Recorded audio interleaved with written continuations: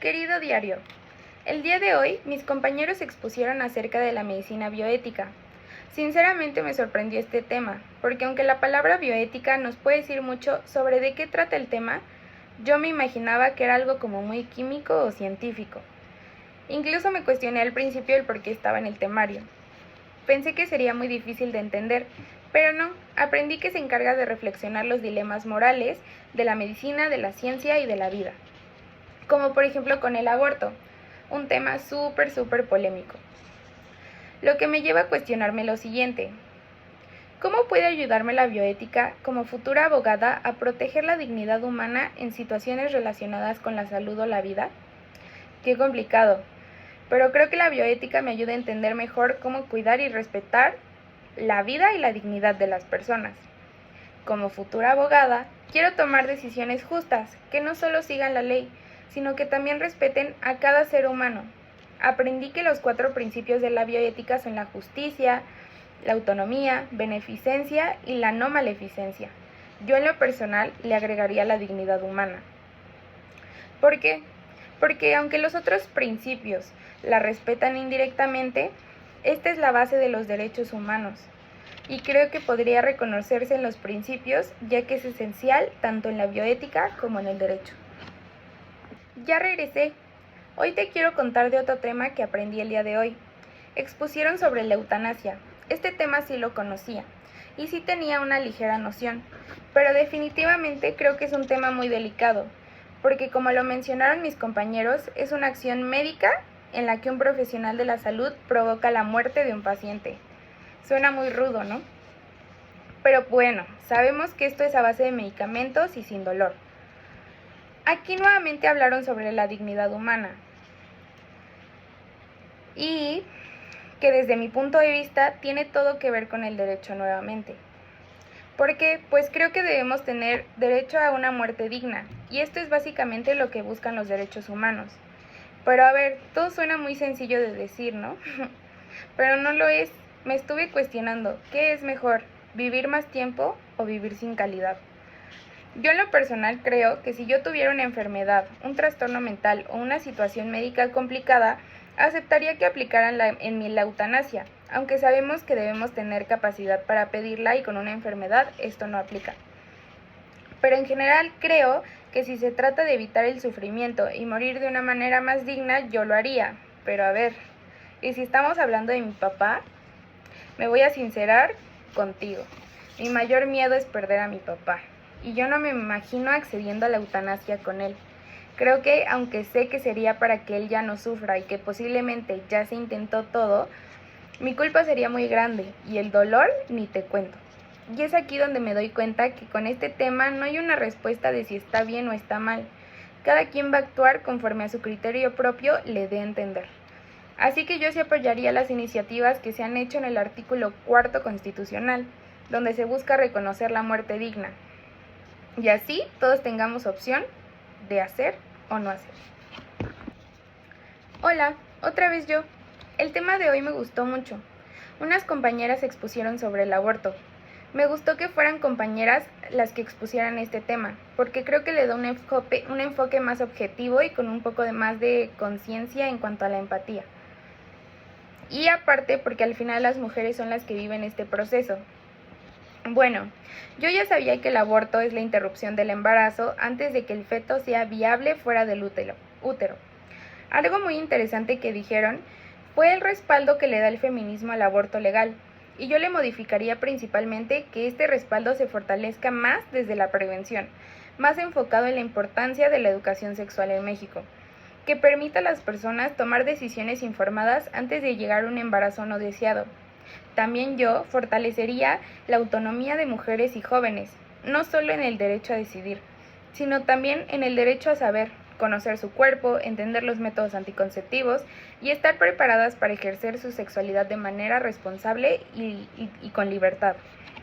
Lo que me sorprendió mucho es que yo no tenía idea que el artículo 3 constitucional tiene una modificación que se hizo en el 2019, donde justamente se habla del derecho a incluir la educación sexual como un derecho y por lo tanto como una obligación. Yo tengo una postura pro aborto Y mi mayor reflexión nuevamente es, como futura abogada, ¿cuál es mi papel frente al tema del aborto? Y bueno, yo quiero ser una abogada que defienda el derecho de las mujeres a decidir sobre su propio cuerpo. Desde el feminismo, creo que el aborto no solo es un tema legal, sino de justicia y de autonomía. También quiero trabajar por una educación sexual que evite que muchas mujeres lleguen a esta decisión sin opciones. Mi papel será acompañar, informar y luchar para que todas tengan voz y acceso a sus derechos. ¿Sabías que en México solo se encuentra permitido en 23 entidades de 32? Yo no sabía. Yo pensé que no era permitido en entidades como Guanajuato, porque Guanajuato es un caso perdido. Ya regresé. El tema de hoy es complicado. Se trata de la donación y el tráfico de órganos. Siendo sincera, desconocía casi en su totalidad del tema. Aprendí que la donación consiste en que una persona autoriza que, ya sea en vida o tras su fallecimiento, se utilicen sus órganos o tejidos de su cuerpo para realizar trasplantes. Me llamó mucho la atención que en una diapositiva pusieron vida después de la vida. Qué loco, ¿no? Eso me explotó la cabeza. También aprendí que los órganos que se pueden donar son los riñones, el corazón, el páncreas, los pulmones, los intestinos, la piel, los huesos, médula ósea, córnea y células. ¿Sabías que en México mueren 20 personas al día que no pudieron recibir su trasplante a tiempo? Y que hoy en día existen 18.958 receptores que siguen en espera de un trasplante en México. Pero eso no es lo más interesante, sino que el tráfico de órganos está muy vinculado a la trata de personas. Y estas redes criminales venden los órganos a quienes necesitan un trasplante urgente y no quieren o no pueden esperar el proceso legal. Hoy aprendí algo importante sobre la Ley General de Salud. Esta ley regula todo lo relacionado con los trasplantes y explica quién puede donar, en qué condiciones, en qué hospitales, instituciones y que todo sea autorizado. Lo más importante es que prohíbe la venta de órganos, porque el cuerpo humano no debe tener o no debe ser tratado como mercancía. Como futura abogada, me parece fundamental que existan normas claras para proteger tanto a los donadores como a los receptores. La bioética también entra aquí, porque se trata de respetar la vida, la autonomía y la dignidad humana. Me hace pensar en cuántas personas esperan un órgano y cómo el sistema debe de ser justo, sin privilegios para unos pocos. Yo quiero defender las leyes que garanticen ese respeto y esa equidad. El día de hoy expusieron sobre la reproducción asistida y pensé en cómo la reproducción asistida es una esperanza para muchas personas que no pueden tener hijos de forma natural, pero también me di cuenta de que no todos tienen acceso a esos tratamientos. Son costosos y muchas veces solo están al alcance de quienes pueden pagarlos. Desde una mirada legal y ética, me parece injusto que el derecho a formar una familia dependa del dinero. La justicia dice que todos tienen derecho a formar una familia y que todos deberíamos tener las mismas oportunidades. Pero la equidad nos recuerda que hay que apoyar más a quienes tienen menos recursos. Como futura abogada, me gustaría que se ampliara el acceso a estos servicios y que el Estado garantice este derecho como parte de la salud reproductiva, porque la maternidad y la paternidad también son una cuestión de dignidad. También me surgió otra reflexión, el tema del estatus moral del embrión. ¿Desde cuándo se considera una vida con valor moral? Es como con el aborto, ¿no? No hay respuesta correcta o incorrecta. Creo que tiene que ver con tus ideologías y lo importante es respetar todas y cada una de ellas. Hola, el día de hoy expusieron sobre las disposiciones de última voluntad y sinceramente no tenía ni idea del tema. Si acaso sabía que tenía que ver con el testamento y ya. Entonces hoy aprendí mucho, empezando porque entendí que estas son instrucciones que una persona deja para que se cumplan después de su fallecimiento, principalmente en relación con sus bienes, derechos y deseos personales, y que hay testamento abierto, cerrado, hológrafo y testamentos especiales, y que una vez fallecido el testor, se abre el proceso para cumplir su voluntad. Esto me dejó pensando en por qué es importante que una persona deje claras sus últimas voluntades desde el punto de vista legal. Y pues considero que es muy importante que cada persona pueda expresar qué quiere que pase con sus bienes, su cuerpo o su cuidado cuando ya no pueda hablar por sí misma. Legalmente esto ayuda a evitar problemas y peleas entre familiares y asegurar que se respete su voluntad. La regulación jurídica de este tema, por supuesto, está en el Código Civil. Pienso que tener claras las últimas voluntades es un acto de amor y de responsabilidad. No solo ayuda a evitar conflictos familiares, sino que también protege la dignidad de la persona en un momento tan vulnerable. Me parece que todos deberíamos informarnos más sobre esto y hablarlo con nuestros seres queridos, porque así aseguramos que nuestras decisiones sean respetadas y que nuestro paso por la vida deje tranquilidad a quienes nos quieren. ¿Adivina qué? Hoy me tocó exponer a mí. Mis amigos y yo expusimos sobre la clonación de órganos a partir de células madre. Fue muy interesante investigar sobre este tema, porque no tenía mucha información y no está actualizada. Es una tecnología muy nueva y pues mira, la clonación es un órgano biotecnológico mediante el cual se crean copias genéticamente idénticas de un organismo, célula o material genético. En mi expo yo tuve dos cuestionamientos. El primero fue, ¿es moralmente correcto crear vida para después destruirla? Mi respuesta es que sí, pues desde mi punto de vista los embriones no tienen conciencia ni capacidad de sentir y su uso salva vidas. Pero esto depende del valor que cada persona le dé a la vida en su etapa más temprana. Y mi otro cuestionamiento fue el de la relación de la clonación de órganos con la dignidad humana. Bueno, como yo ya te había dicho los otros días, la dignidad humana es el valor que cada persona tiene por el simple hecho de ser humano. Y esto dice que nadie puede tratarte como objeto o como medio para un fin. ¿Cuál es mi papel como futura abogada? Como futura abogada, sé que mi papel no solo será entender la ley, sino también cuestionarla y ayudar a que avance con la ciencia, sin dejar de lado a la persona. Me gustaría que las leyes protejan tanto la innovación como los valores éticos, porque la vida no solo se defiende con tecnología, también con principios. Hola, ya volví. Hoy mis compañeros expusieron sobre los medios de comunicación. Creo que de todos los temas este es el más sencillo.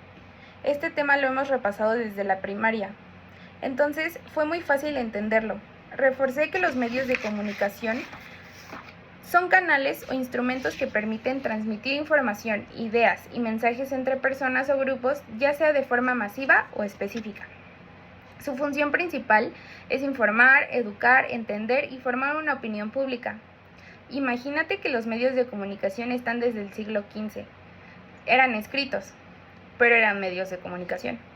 Y los audiovisuales empezaron en el siglo XX, con la imprenta. Nos mencionaron que los fines éticos de los medios de comunicación son informar con veracidad, respetar, educar, la pluralidad y la responsabilidad. Pero yo le agregaría tres fines que considero que pueden complementar. El primero es promover la paz social. Los medios deben dejar de generar odio, la violencia o la división. Su contenido puede influir en la forma en la que las personas se relacionan. Por eso es importante que se comuniquen con respeto y equilibrio. El segundo es la de proteger la intimidad.